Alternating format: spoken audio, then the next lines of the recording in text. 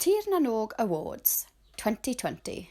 Max Kowalski didn't mean it. Susie Day. What's your name and how did you become an author?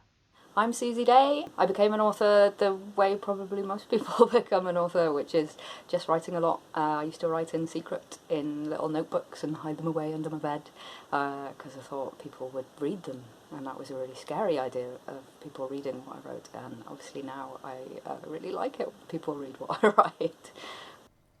Tell us about your shortlisted Tir na Nog book. So my book, Max Kowalski Didn't Mean It, is about a boy called Max Kowalski.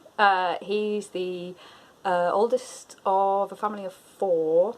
He's got 2 younger sisters who are twins called Thelma and Louise, and another younger sister who's 6 called Ripley.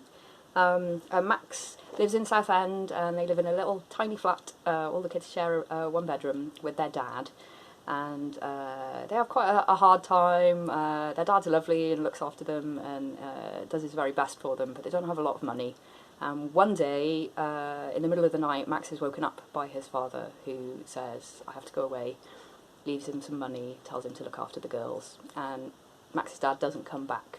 So that then sets Max on this slightly scary but very brave adventure where he has to look after the family, and he winds up running away for a variety of reasons to Snowdonia to hide in a cottage that belongs to a friend of his. And when he gets there, he discovers a legend about a golden dragon who lives in the mountains and has a lake of gold that he sits on. And Max decides that's what he's going to do. He's going to find the dragon, he's going to get the gold, and that's going to save his family.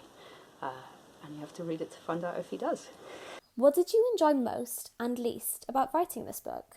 They're kind of both the same thing. So about 3 years ago, my girlfriend took me on a trip up to Snowdonia, and she took me up this mountain range called the Gliders. And there's this particular mountain called Glidderfach where you zigzag up, and at the very top you have to do a scramble, which is where you have to kind of cling onto the rock with your hand as well as going up because it's kind of vertical, and you've got a sheer drop underneath you. And I'd never done anything like that before this trip, and I was, absolutely terrified. But the experience at the top, that mountain, the landscape there is like nothing else I've ever seen, and that really inspired the whole story. It's got these very weird jaggedy rocks that stick up, and there's these images of it that they do look very dragonish, and that's absolutely where the story idea came from.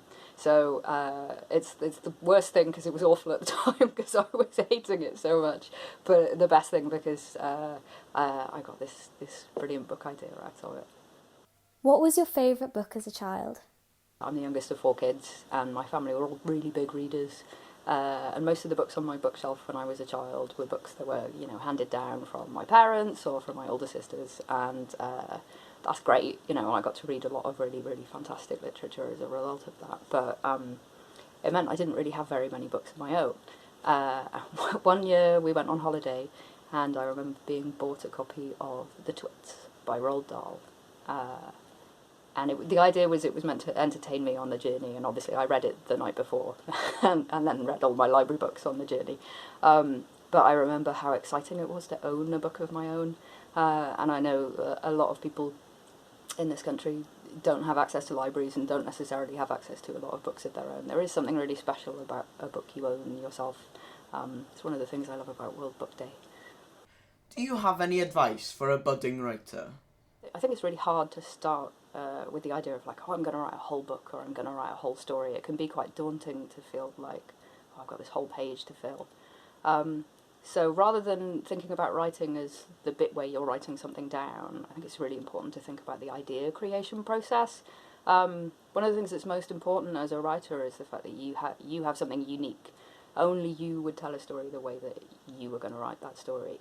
So one trick I like to use, and I do this all the time, is if I'm reading a book or I'm watching a TV show or watching a movie, I think, well, if I stopped it here before the big dramatic ending or before the thing that happens next, what would I do in that situation? What would I write that character saying or doing in that next moment? Would I have ended it the same way as they did?